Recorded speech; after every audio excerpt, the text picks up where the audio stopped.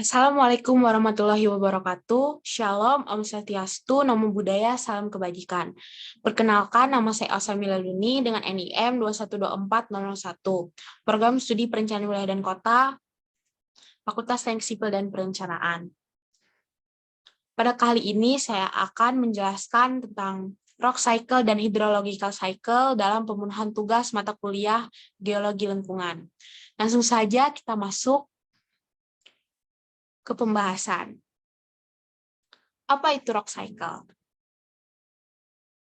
Rock cycle atau sering kita sebut dengan siklus batuan adalah suatu proses yang menggambarkan perubahan dari magma yang membeku akibat pengaruh cuaca hingga menjadi batuan beku, batuan sedimen, dan batuan metamorf, dan akhirnya berubah menjadi magma kembali. Ada 3 jenis batuan. Yang pertama, batuan beku, batuan sedimen, dan batuan metamorf. Ketiga jenis batuan ini, bila kita lihat, berbeda, tetapi pada dasarnya berasal dari bahan yang sama. Batuan beku berasal dari magma yang kemudian mengalami proses pendinginan sehingga menjadi beku. Dapat kita lihat di sini, batuan beku, ada beberapa batuan beku. Yang pertama granit, skoria, pumice, dan obsidian. Yang kedua, batuan sedimen. Batuan sedimen berasal dari batuan beku yang mengalami proses pelapukan, terangkut oleh air, udara, atau es, dan selanjutnya mengalami pengendapan. Batuan sedimen dapat kita lihat di sini ada sandstone, limestone, shale, konglomerat, dan gypsum. Selanjutnya, metamorf. Batuan metamorf merupakan batuan beku atau sedimen yang berubah bentuk karena adanya suhu atau tekanan yang berubah.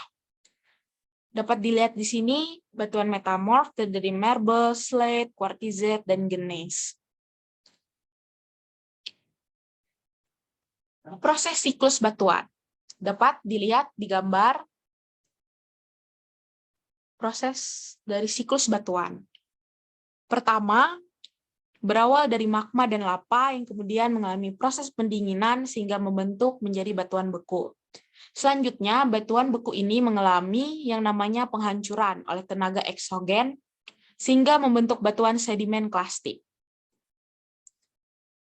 Setelah batuan sedimen klastik mengalami pengendapan menjadi batuan sedimen.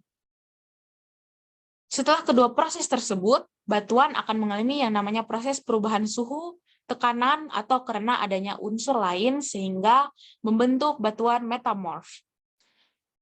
Jadi batuan metamorf ini akan kembali menjadi magma ketika terganggunya keseimbangan suhu dan tekanan. Selanjutnya kita masuk ke hydrological cycle. Apa itu hydrological cycle?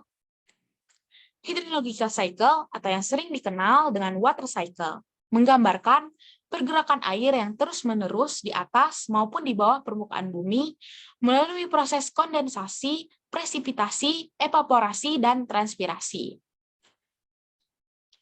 Dapat dilihat di gambar, siklus air diawali dari pergerakan matahari.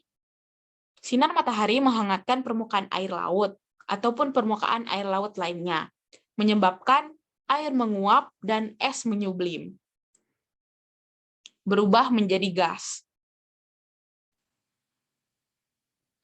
Proses yang dipengaruhi oleh matahari secara tidak langsung memindahkan air ke atmosfer sehingga terkumpul membentuk gumpalan awan dan jatuh sebagai presipitasi, hujan, dan salju.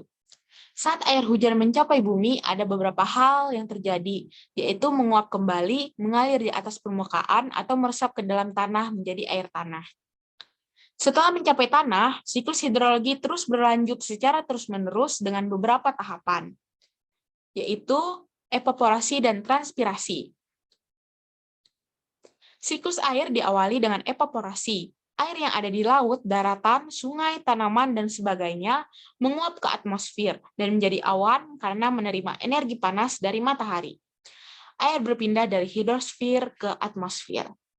Yang kedua, kondensasi atau pengembunan. proses di mana uap air di atmosfer berubah bentuk menjadi cair, kondensasi di awan dapat muncul sebagai awan atau embun. Yang ketiga, presipitasi. Air yang telah berevaporasi akan menuju atmosfer. Pada keadaan jenuh, uap air atau awan akan menjadi bintik-bintik air yang selanjutnya akan turun yang disebut presipitasi alam dalam bentuk hujan, salju, dan hujan es.